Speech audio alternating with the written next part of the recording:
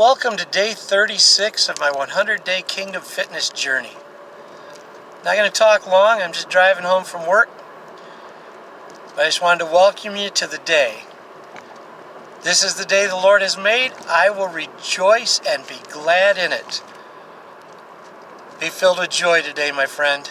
I just got done with work, and I know this is a little bit dark in here yet, but I think you can see me.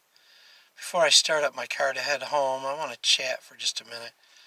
A little bit ago, I started a conversation talking about hell, something that no one likes to talk about, that preachers tend to avoid because obviously people don't run to church to hear that there's a possibility that you'll go to hell.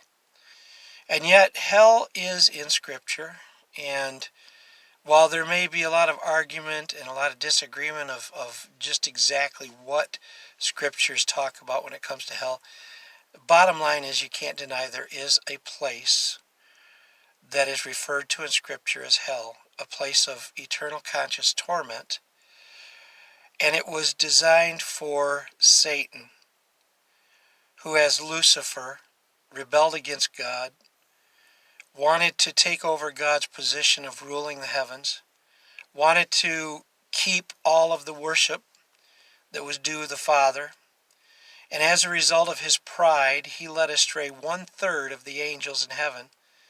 And in that coup, in that rebellion, he ended up being tossed out of heaven. And he came to the earth. So hell is in Scripture. We can't deny it. It was created as an eternal dwelling place for Lucifer, who now is known as Satan, because of his high treason and rebellion in heaven against the Father. Adam and Eve were never designed to spend eternity separated from God. It was never the Father's design for them to link up with Satan. Eve was deceived. Scriptures in Genesis make that very clear. But Adam stood and watched the whole scenario. Adam had already been given a commission from the Father to subdue, which is a military term, and it was dealing with Satan and the demons that were already in this earth.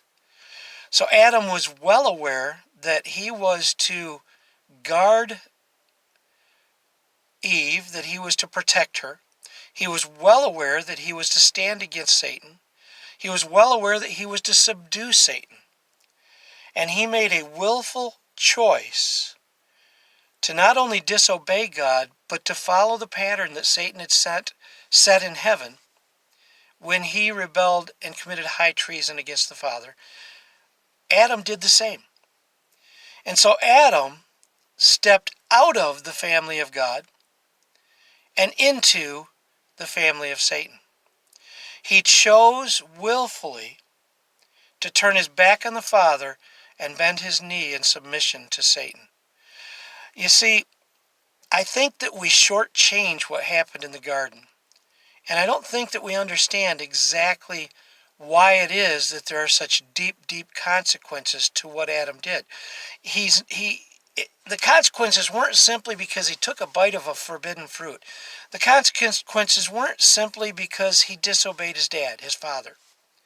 The consequences were because he willfully and knowingly made a choice to rebel against the Father, to commit treason, and to give his life to the enemy. Even then, God's first act was to slay an animal, to shed the blood, so that there could be a remission of sins. And he covered Adam and Eve's sin and nakedness and shame and pardoned them. And throughout the Old Testament, he made a way for annual sacrifice so that the nation of Israel, so that the people of God could be covered and could be pardoned, until he sent his only son Jesus, his only begotten son. And you've got to understand this. If it was ever God's design and desire for us to go to this place called hell, why in the world would he give his own son, who became sin. Can you imagine that? He didn't just experience sin, he became sin. Jesus became sickness. He didn't just get the flu. He didn't just experience being sick. He became sickness. Every sickness known to man.